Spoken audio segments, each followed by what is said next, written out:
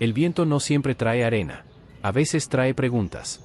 Preguntas tan antiguas que parecen haber quedado atrapadas entre las grietas de las primeras montañas, donde el tiempo todavía no había aprendido a contar los días de los hombres. Preguntas que atraviesan generaciones como un eco imposible de silenciar. Preguntas que han sobrevivido a imperios, guerras, religiones y civilizaciones enteras. ¿Y si la historia del origen de la humanidad fuera mucho más compleja de lo que imaginamos?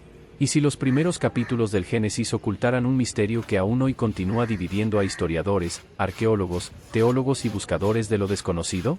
Existe una palabra que, durante décadas, ha despertado fascinación y controversia en igual medida.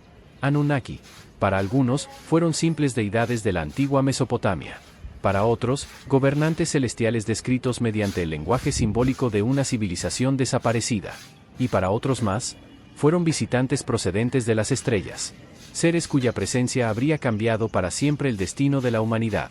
Pero aquí comienza el verdadero misterio. Porque el Génesis jamás menciona la palabra Anunnaki. Y, sin embargo, cada vez que alguien abre los primeros capítulos de la Biblia, inevitablemente tropieza con una pregunta que parece desafiar toda explicación sencilla. ¿Quiénes eran realmente los hijos de Dios que descendieron a la tierra? ¿Por qué el texto afirma que tomaron mujeres humanas? ¿Quiénes fueron los gigantes, los Nefilim, cuya existencia quedó grabada como una cicatriz en la memoria del mundo antiguo? Y, sobre todo, ¿por qué aquella historia aparece justo antes del diluvio? El polvo de los siglos ha cubierto innumerables tablillas de arcilla enterradas bajo las arenas de Mesopotamia. Durante miles de años permanecieron en silencio, esperando el momento en que unas manos humanas las devolvieran a la luz. Cuando finalmente fueron descubiertas, el mundo encontró relatos que hablaban de dioses descendiendo del cielo, de seres poderosos enseñando conocimientos prohibidos, de una humanidad creada para servir, de un gran diluvio destinado a borrar casi toda forma de vida.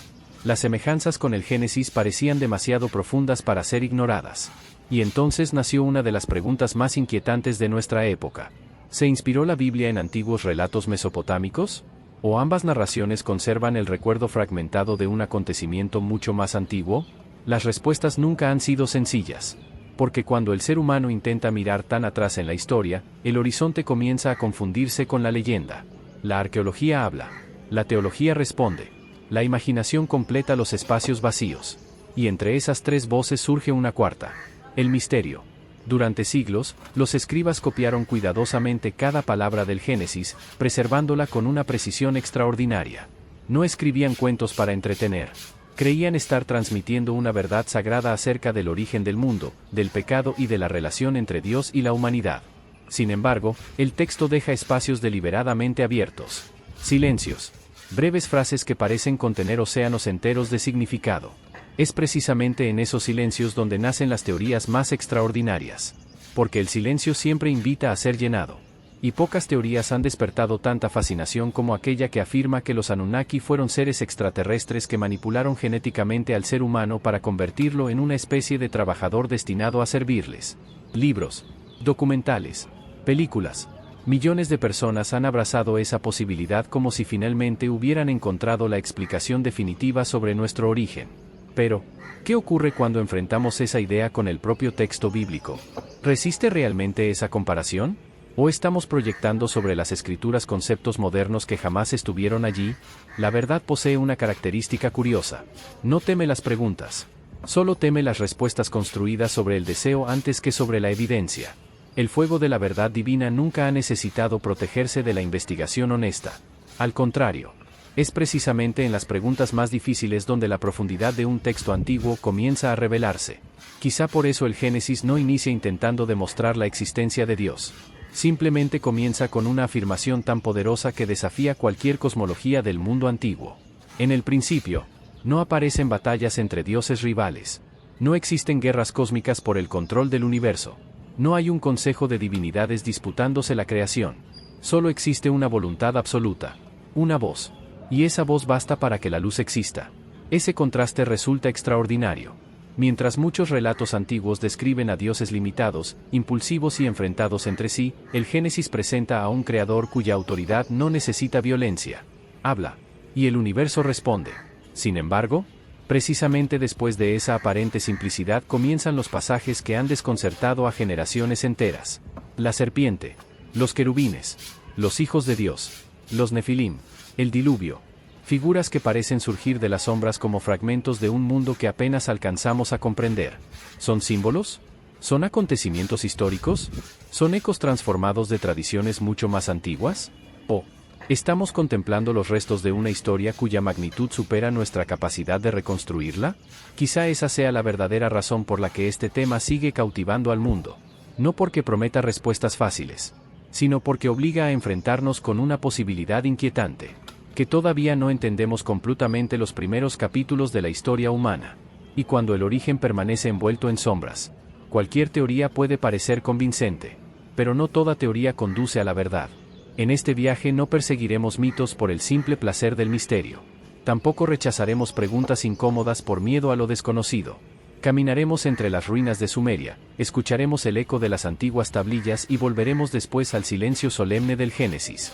Porque solo cuando ambas voces sean, sino porque millones de personas han llegado a creer que el Génesis habla de ellos.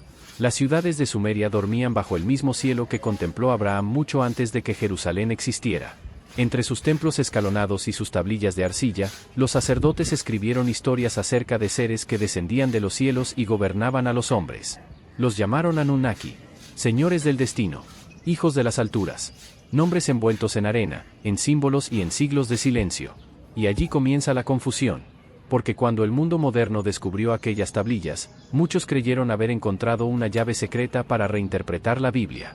Los relatos mesopotámicos hablaban de dioses que moldeaban a la humanidad, de conocimientos prohibidos y de un gran diluvio que arrasó la tierra. El Génesis hablaba de la creación, de los hijos de Dios, de los gigantes y del diluvio.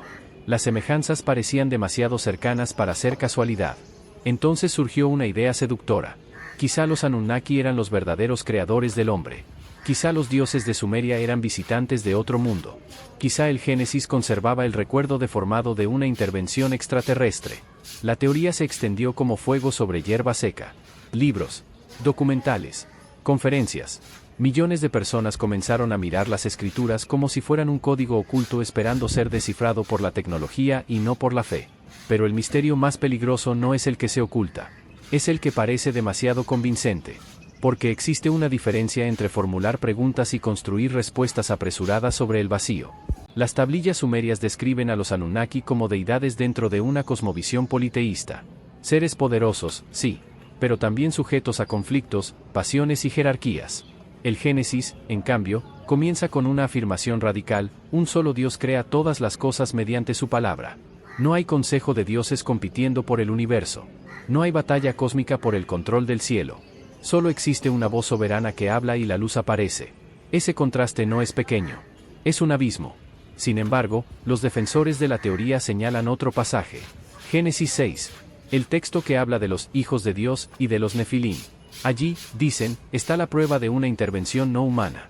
Seres descendiendo del cielo, mezclándose con mujeres y produciendo gigantes. La imaginación moderna completa rápidamente lo que el texto deja en silencio. Pero el silencio bíblico no siempre es una invitación a inventar. A veces es una advertencia. Porque el Génesis menciona aquel episodio con una brevedad desconcertante. No explica detalles. No desarrolla genealogías extensas. No describe tecnología. No habla de naves ni de estrellas. Solo registra un hecho extraño y perturbador que precede al diluvio, como si quisiera señalar que algo en la humanidad se había corrompido profundamente. Y aquí aparece una pregunta que pocos se detienen a considerar. Si el objetivo del autor bíblico hubiera sido revelar una raza extraterrestre creadora de la humanidad, ¿por qué el texto guarda tanto silencio precisamente donde debería ser más explícito? La respuesta quizás sea más incómoda que el misterio mismo. Porque tal vez estamos leyendo el Génesis con ojos modernos, proyectando sobre un texto antiguo nuestras obsesiones contemporáneas. La humanidad siempre ha buscado explicar su origen mediante las categorías de su época. Los antiguos hablaban de dioses. Nosotros hablamos de civilizaciones avanzadas, genética y visitantes estelares. Cambian las palabras. Permanece la misma necesidad de encontrar algo extraordinario detrás de nuestra existencia. Pero el Génesis no parece interesado en satisfacer esa curiosidad. Su pregunta principal es otra. No, ¿de dónde vino la tecnología? Sino, ¿por qué el hombre se alejó de Dios? No, ¿quién modificó nuestro ADN? Sino, ¿qué ocurrió con el corazón humano? Y esa diferencia cambia todo. Porque el centro del relato bíblico no es una civilización perdida. Es una ruptura espiritual. El pecado entra en la historia. La violencia se multiplica. La tierra se llena de corrupción. Y el diluvio aparece no como un accidente cósmico, sino como un juicio sobre una humanidad que había oscurecido su camino. Las tablillas sumerias recuerdan un diluvio. El Génesis explica por qué ocurrió. Esa es una distinción profunda. Mientras algunas tradiciones antiguas describen catástrofes enviadas por dioses caprichosos o molestos, la Biblia presenta un creador moral que responde a la corrupción humana. El centro no es el poder, es la justicia. Y quizá ahí comienza a disiparse la niebla. Los Anunnaki pertenecen al mundo religioso de Mesopotamia. Los Nefilim pertenecen al relato bíblico. Pueden existir ecos culturales compartidos. Pueden existir recuerdos antiguos transmitidos entre pueblos. Pero convertir automáticamente una tradición en la explicación de la otra exige un salto que el propio texto no obliga a dar. Aún así, el misterio permanece. ¿Quiénes eran exactamente los Nefilim? ¿Por qué su presencia quedó asociada al tiempo anterior al diluvio? ¿Por qué la memoria de gigantes aparece también después, en relatos de Canaán y de los antiguos enemigos de Israel? Las preguntas continúan abiertas. Y tal vez deban permanecer así por un momento. Porque antes de decidir si el Génesis habla de extraterrestres, primero debemos entender qué intenta decir realmente el Génesis. Y cuanto más nos acercamos al texto, más descubrimos algo inquietante. El verdadero escándalo no es la posibilidad de seres venidos del cielo. El verdadero escándalo es que la Biblia insiste en que el problema central de la humanidad nunca fue su origen, sino la oscuridad que comenzó a crecer dentro de su propio corazón. El desierto tiene una manera extraña de conservar los secretos. El viento puede borrar las huellas de un hombre en cuestión de minutos, pero hay historias que permanecen grabadas durante milenios en la memoria de los pueblos. No escritas sobre piedra, no protegidas por reyes, sino transmitidas de generación en generación, como un eco que se resiste a desaparecer. Quizá por eso los gigantes nunca abandonaron completamente la imaginación humana, pero la Biblia nunca convierte a los gigantes en el centro de la historia. Ese detalle suele pasar desapercibido. El ser humano se siente fascinado por los gigantes. Dios parece interesado en otra cosa. Porque mientras nosotros dirigimos la mirada hacia el tamaño de los cuerpos, las escrituras dirigen la mirada hacia la condición del corazón. Esa diferencia cambia completamente la lectura. Los Nefilim aparecen apenas unos versículos antes del diluvio. Y después, desaparecen casi tan rápido como llegaron. El relato continúa. Noé construye el arca. El cielo se oscurece. Las fuentes del gran abismo se rompen. Las ventanas de los cielos se abren. Y durante 40 días, el mundo conocido desaparece bajo las aguas. Curiosamente, el Génesis dedica muchas más líneas al arca que a los gigantes. Muchas más líneas a la obediencia de Noé que al origen de los Nefilim. ¿Por qué? Porque el verdadero protagonista nunca fueron los gigantes. Fue la fidelidad de Dios en medio de una humanidad completamente corrompida. Sin embargo, la historia no termina allí. Siglos después del diluvio, cuando Israel se aproxima a la tierra prometida, aparecen nuevamente nombres inquietantes. Anaseos, Refaitas, Emitas, hombres descritos como extraordinariamente altos. Guerreros cuya presencia sembraba terror entre las naciones. Y entonces la pregunta regresa con más fuerza. ¿Cómo podían existir gigantes después del diluvio si únicamente la familia de Noé sobrevivió? Durante siglos, esta cuestión ha dividido a intérpretes y estudiosos.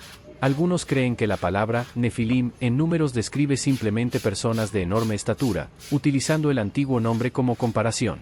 Otros consideran que la corrupción espiritual mencionada en Génesis tuvo nuevas manifestaciones después del diluvio. Algunos ven lenguaje hiperbólico propio de la literatura antigua. Otros creen que el texto conserva recuerdos históricos difíciles de reconstruir por completo. La Biblia no ofrece una respuesta definitiva.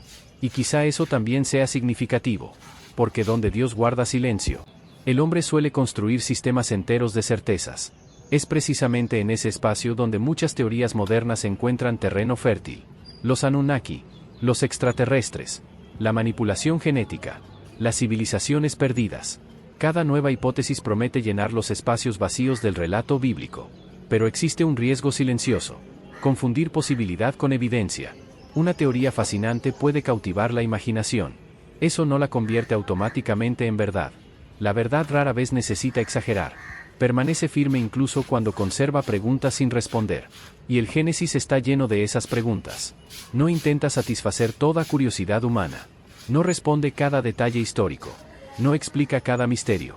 Más bien obliga al lector a concentrarse en aquello que considera verdaderamente esencial: la relación entre Dios y el hombre, la libertad, la desobediencia, la corrupción, el juicio. La misericordia. Ese hilo atraviesa toda la escritura. Mucho más que cualquier discusión sobre gigantes. Quizá por eso resulta tan llamativo que el mundo moderno dedique miles de horas a debatir la identidad de los Nefilim mientras apenas presta atención al motivo por el cual el diluvio ocurrió. Nos fascina el misterio. Pero evitamos el mensaje. Es más cómodo preguntarse quiénes eran los gigantes que preguntarse por qué la violencia llenó la tierra. Es más emocionante hablar de visitantes celestiales que enfrentarse a la oscuridad del corazón humano. Y, sin embargo, la Biblia insiste una y otra vez en ese punto. No importa cuán extraordinarios fueran aquellos acontecimientos. Lo verdaderamente trágico fue que la humanidad decidió caminar lejos de su Creador. El misterio más profundo nunca fue el origen de los gigantes. Fue la capacidad del ser humano para destruir la imagen divina que llevaba dentro. Quizá allí se encuentra la diferencia fundamental entre el Génesis y muchas narraciones antiguas. Mientras otros relatos intentan explicar cómo llegaron los dioses a la tierra, la Biblia intenta explicar por qué el hombre perdió el paraíso. Y esa no es una diferencia menor. Es la distancia entre la curiosidad y la redención. Porque cuando el polvo de los siglos finalmente se asienta sobre todas las teorías, cuando las tablillas antiguas vuelven al silencio y las especulaciones dejan de hacer ruido, permanece una pregunta mucho más difícil de ignorar.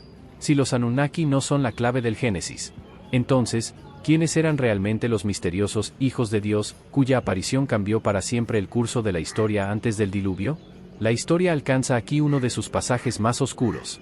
No porque finalmente encontremos todas las respuestas, sino porque descubrimos que algunas preguntas fueron escritas para conducirnos hacia algo mucho más profundo que la simple curiosidad. Durante siglos, intérpretes de todas las tradiciones han intentado descifrar la identidad de los hijos de Dios mencionados en Génesis 6. Algunos los identificaron con ángeles caídos.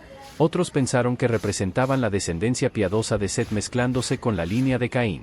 Otros vieron gobernantes antiguos que se consideraban divinos. Y en tiempos modernos surgió una cuarta posibilidad.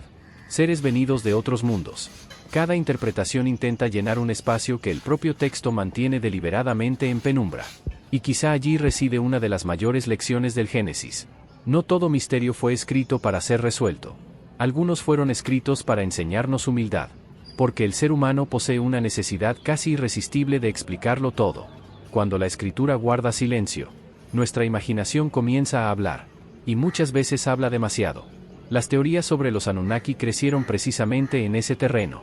No porque el Génesis los mencione, sino porque el silencio permitió que innumerables hipótesis ocuparan ese lugar. Resulta fascinante observar cómo funciona la mente humana. Siempre busca lo extraordinario, lo oculto, lo prohibido.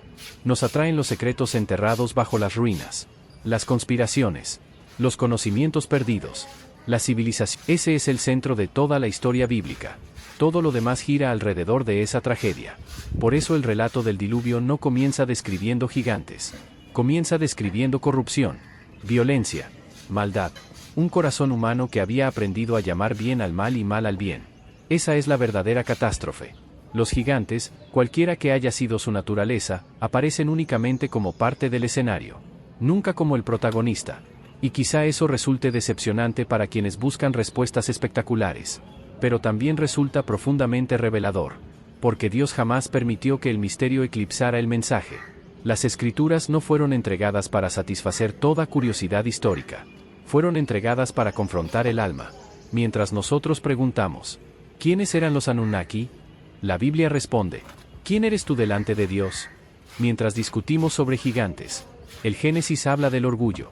Mientras debatimos sobre visitantes celestiales, la Escritura denuncia la violencia del corazón humano. Mientras buscamos pruebas de civilizaciones perdidas, la palabra señala una humanidad que había perdido algo infinitamente más valioso, su comunión con el Creador.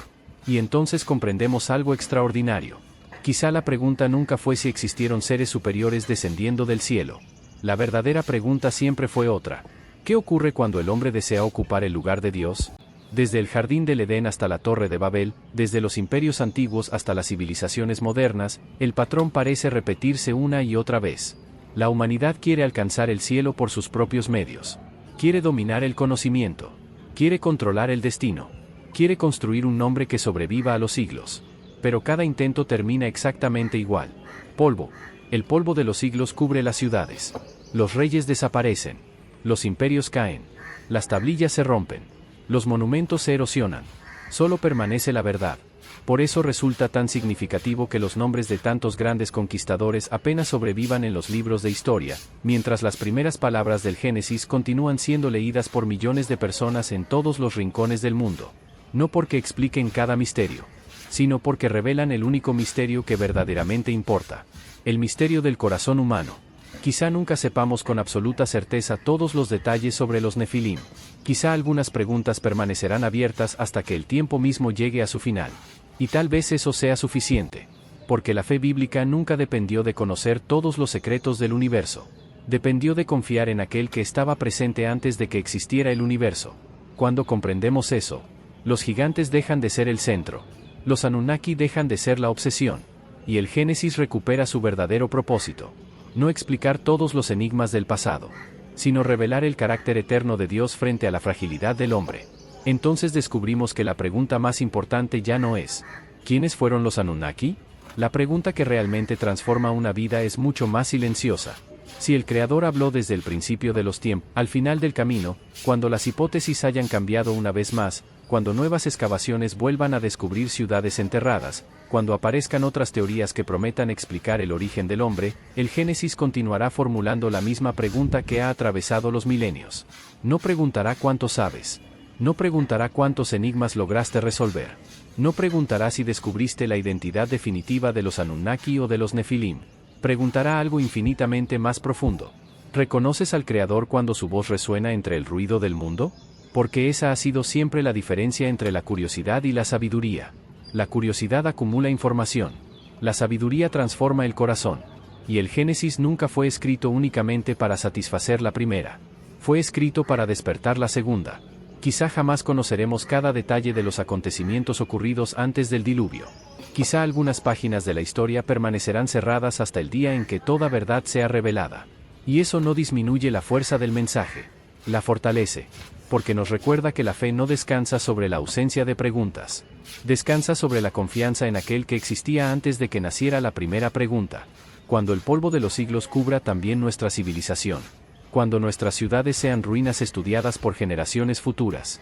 Cuando nuestros libros desaparezcan y nuestras teorías sean olvidadas. Habrá una pregunta que seguirá atravesando el tiempo. No será ¿existieron realmente los Anunnaki? Será otra, mucho más silenciosa, mucho más personal, mucho más eterna. ¿Qué hiciste con la verdad cuando la tuviste delante de tus ojos? Porque los gigantes desaparecieron, los imperios cayeron, las tablillas se rompieron. Las civilizaciones fueron consumidas por la arena, pero la voz que dijo, en el principio, sigue resonando, no como el eco de una leyenda, sino como el llamado de un Dios que continúa buscando al ser humano, incluso cuando éste se pierde persiguiendo los misterios del universo mientras olvida el único misterio capaz de cambiar su destino. El misterio de un creador que jamás dejó de buscar a su creación.